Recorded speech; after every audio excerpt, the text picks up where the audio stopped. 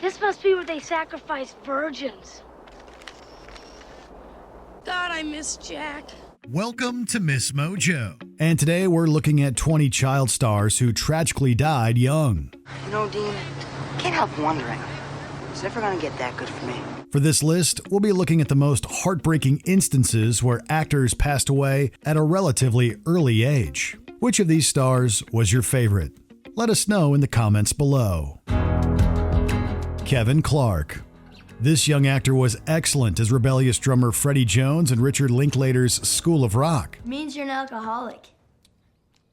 Wrong. You wouldn't come to work hungover unless you're an alcoholic. Dude, you got a disease. What's your name? Freddie Jones. Freddie Jones. Shut up. But regardless of how great he was, Clark ultimately decided against a career in acting, and the 2003 film remained his only credit. Fittingly, he became a professional musician instead. Unfortunately, Clark was killed in an accident in May 2021 at the age of 32. He was riding his bike in the dark morning hours when a car hit him. He was taken to the hospital afterward, but there was nothing they could do to save his life. He was living his best life, as cliche as that was. He was super happy, he was doing everything that he wanted to be doing. Musically, he was fulfilled.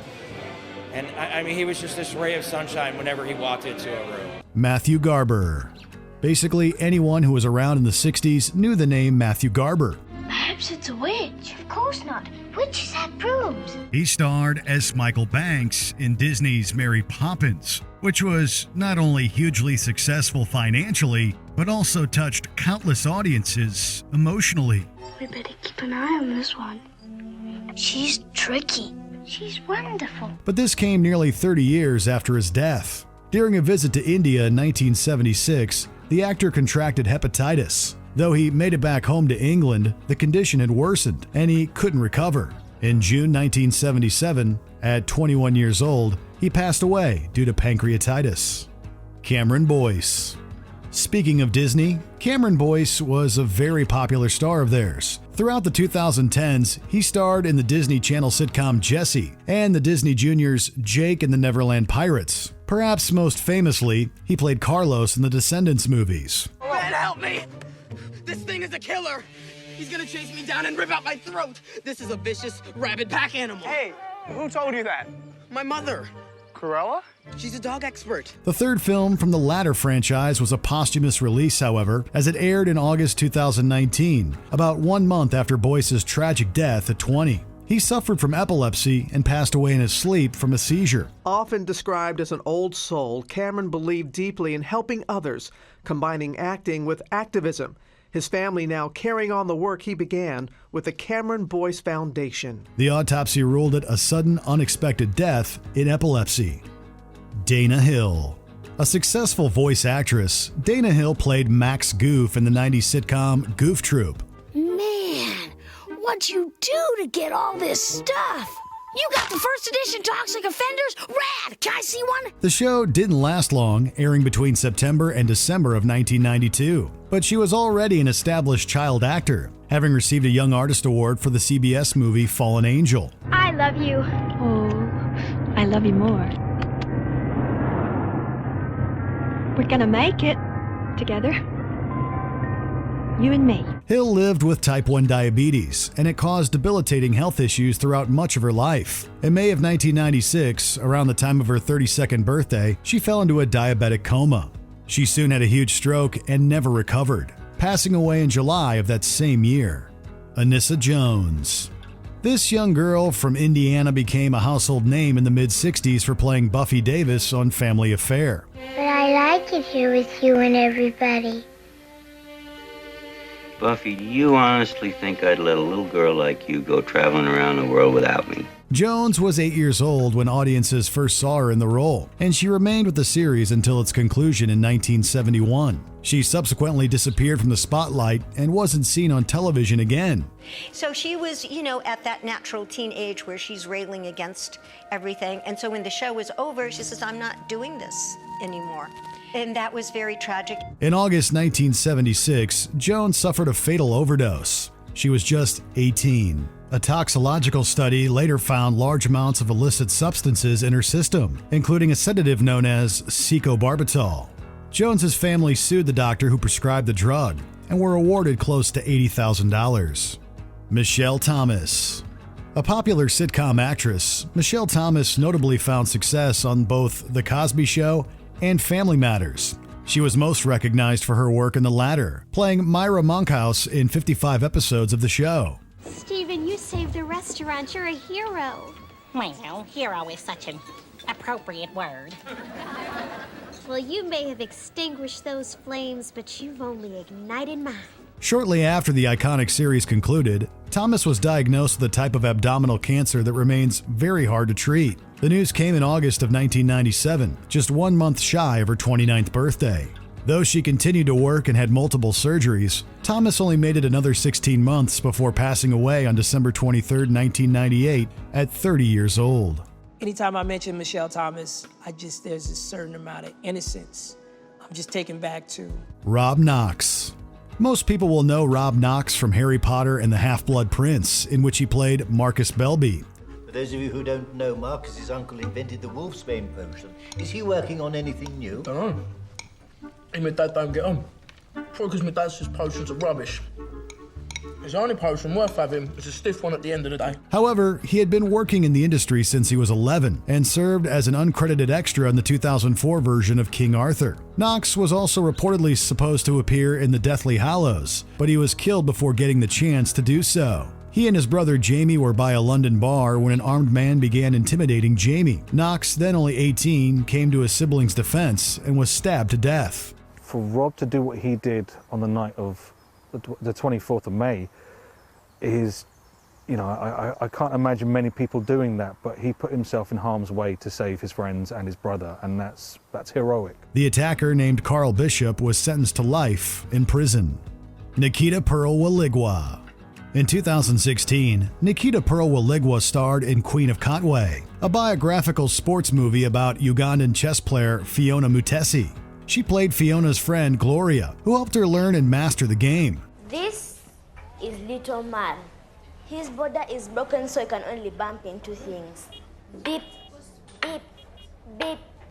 This is the Queen. That same year, Waligwa learned that she had a brain tumor. The film's director, Mira Nair, is said to have helped move the actress from Uganda to India so that she could seek better treatment. In chess, the small one can become the big one. That's why I like it. She fought the cancer for nearly 5 years, but eventually succumbed to the disease in February 2020 at the age of 15. Dana Plato. An enormous teen star, Dana Plato was most well known for playing Kimberly Drummond on Different Strokes. I wasn't there when it happened.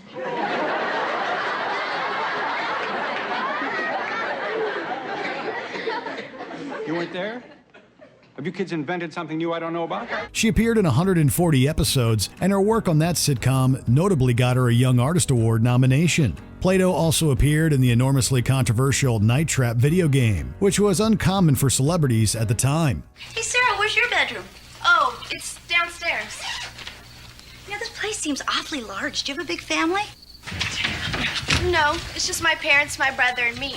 But you never know who might drop in. On May 7, 1999, the 34-year-old actor was a guest on The Howard Stern Show, where she discussed her problems with substance use. She died of an overdose the following night while in Oklahoma with her boyfriend. She was eventually said to have taken her own life. Sawyer Sweet. Between 1996 and 2005, Sawyer Sweet starred as Jeffrey Barone on Everybody Loves Raymond. Hello, Grandpa. I just flew in from Cleveland. And your arms are very tired. When the show began in September 1996, he was just 1 year old. When it ended in May of 2005, Sweeten was 10. In other words, fans watched him grow up in real time, right in front of their eyes. But nearly 10 years later, in April 2015, Sweeten took his own life. He was less than a month away from turning 20. Many of his peers released touching statements in which they praised his kindness and talent. His TV dad, Ray Romano, said, quote, "I'm shocked. He was a wonderful and sweet kid to be around." Brittany Murphy.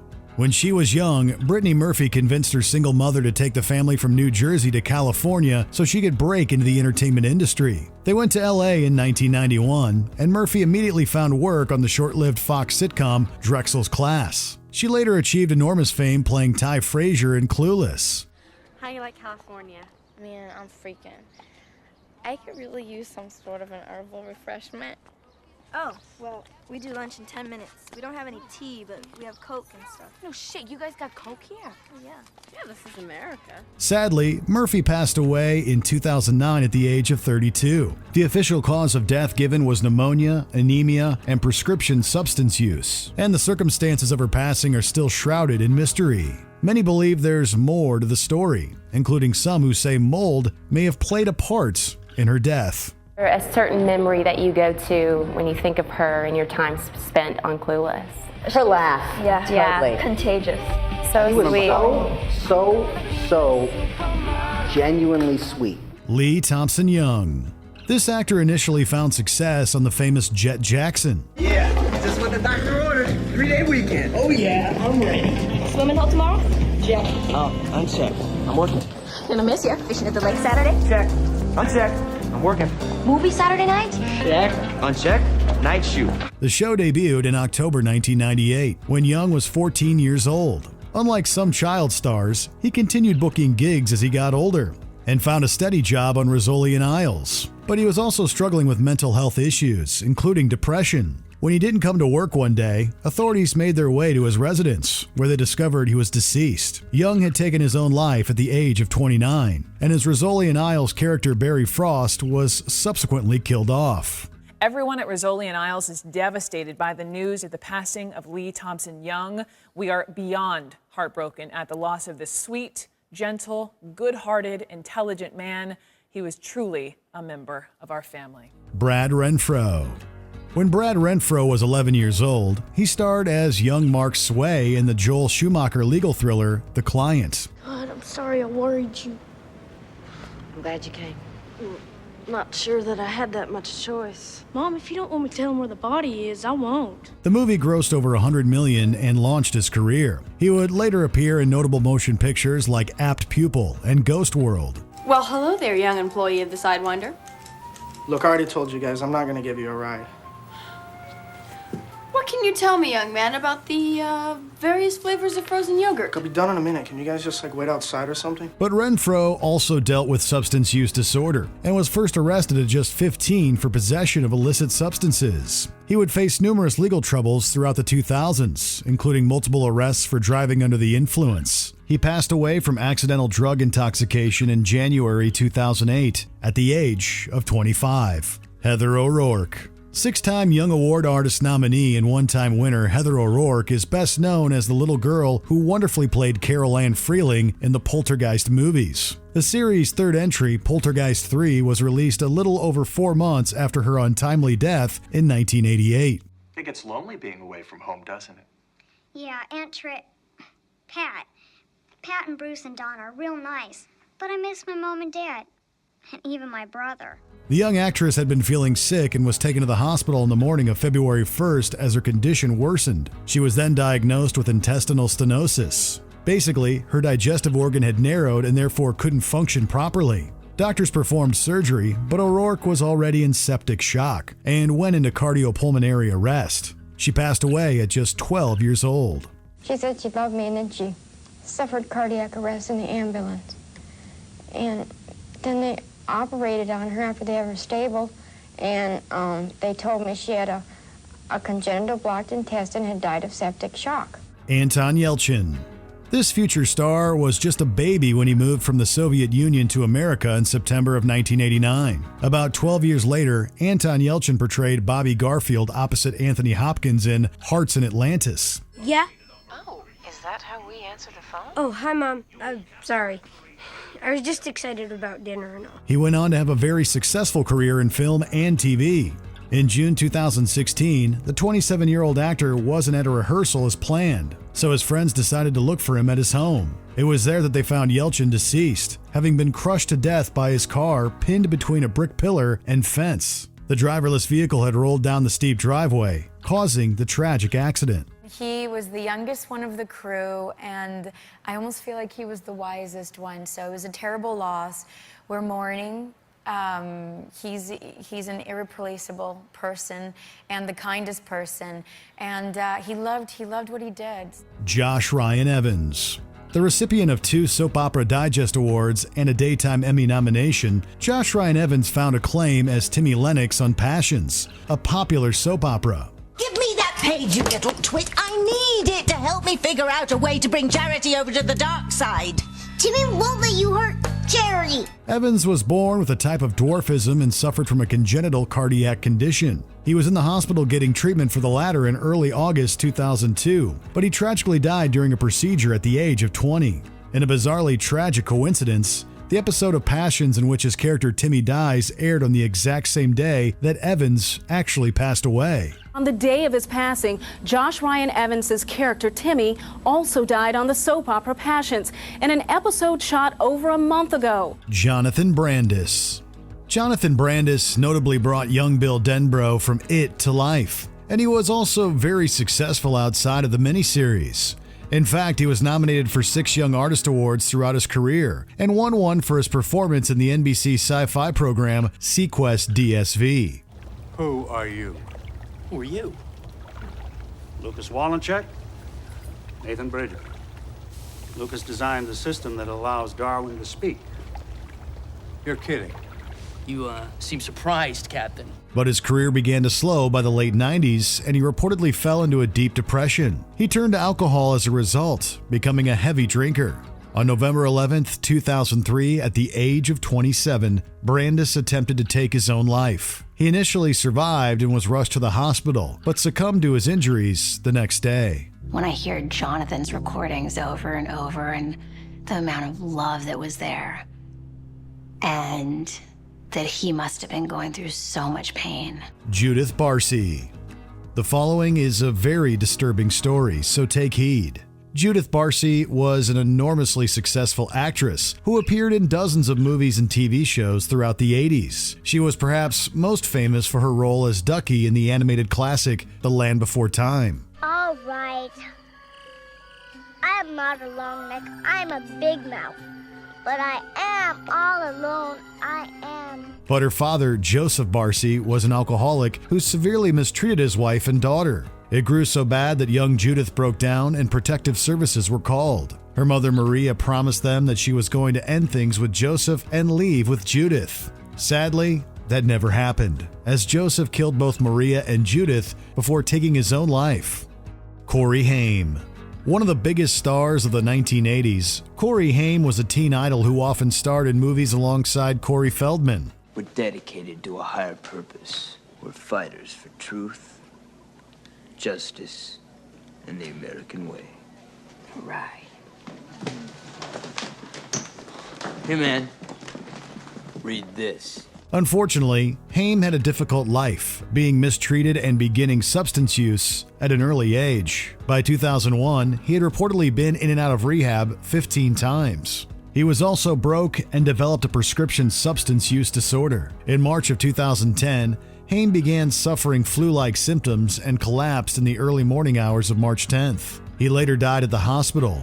It was ruled as a natural death from pneumonia exacerbated by other factors. He was 38 years old. He was doing amazing. He was merely sick that day.